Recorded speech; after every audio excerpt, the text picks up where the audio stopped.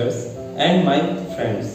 आज हम यहाँ पर राष्ट्रीय एकता दिवस के बारे में बात करेंगे।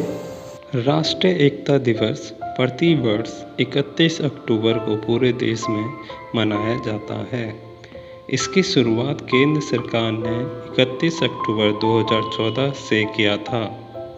इसे मनाए जाने के पीछे का मुख्य कारण पूरे देश में एकता का संदेश देना है। इस दिन सरदार पटेल को श्रद्धांजलि देते हैं क्योंकि उन्होंने भारत की एकता और अखंडता को बनाने में अपना पूरा जीवन समर्पित कर दिया था। इस दिन रन फॉर यूनिटी मैराथन को आयोजित किया जाता है। राष्ट्रीय एकता दिवस अलग अलग समुदाय के लोगों के बीच एकता की भावना को बढ़ावा देता है।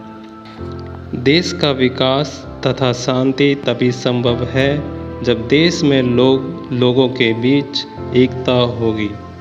धन्यवाद। आप सबको मेरी तरफ से राष्ट्रीय एकता दिवस की हार्दिक शुभकामनाएं।